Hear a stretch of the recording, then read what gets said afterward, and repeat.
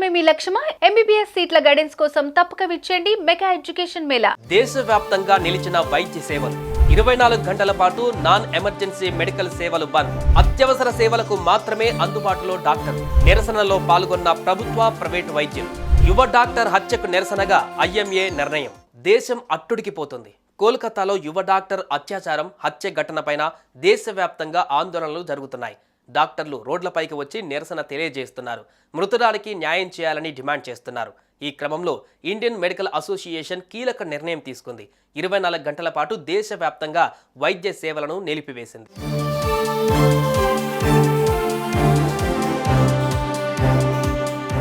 కోల్కతాలోని RJ car ఆసుపత్రిలో trainee doctor అత్యాచార ఘటన దేశాన్ని ఉలిక్కిపడేలా చేసింది.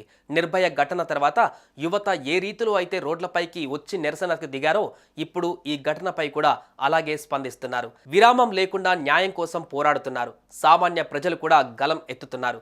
మృతురాలికి మద్దతుగా ఆమెకు జస్టిస్ జరగాలంటూ ఆందోళన చేస్తున్నారు.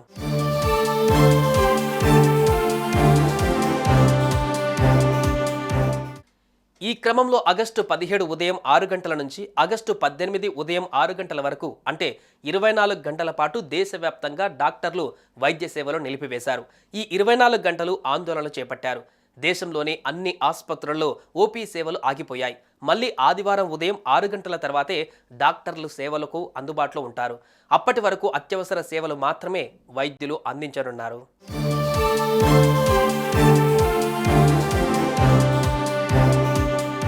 ప్రభుత్వ ఆసుపత్రులతో పాటు దేశంలోని ప్రధాన ప్రైవేట్ ఆసుపత్రుల ఓపీడీ సేవలు కూడా నిలిచిపోనున్నాయి.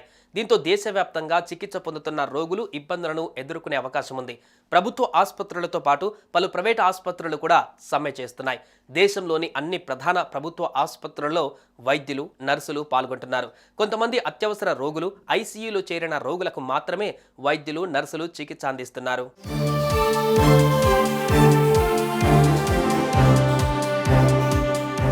అటు ఈ అత్యాచార కేసులో సిబిఐ దర్యాప్తు ముమ్మరం చేసింది. యువతిపై జరిగింది సామూహిక అత్యాచారం అనే అనుమానాలు వస్తున్నాయి. ఈ క్రమంలో 30 నుంచి 35 మందితో కూడిన జాబితాను సిబిఐ సిద్ధం చేసింది. ఈ జాబితాలో చనిపోయిన యువతి స్నేహితులు కూడా ఉన్నారు. అలానే ఆసుపత్రిలోని కొందరిని విచారిస్తోంది సిబిఐ. అటు బాధిత కుటుంబ సభ్యులు కూడా పలువురు పేర్లు చెబుతున్నారు. దీంతో కేసుతో సంబంధం ఉన్న ప్రతి ఒక్కరిని సిబిఐ విచారిస్తోంది.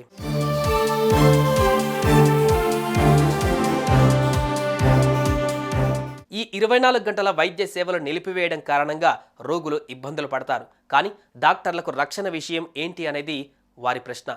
డాక్టర్లకు ఈ పరిస్థితి రాకుండా ఉండాలంటే ఈ ఘటనలో బాధితురాలికి సరైన న్యాయం జరగాల్సిందే అనేది వైద్యుల వాదన. మరి మీరేమంటారు? కామెంట్స్లో తెలియజేయండి.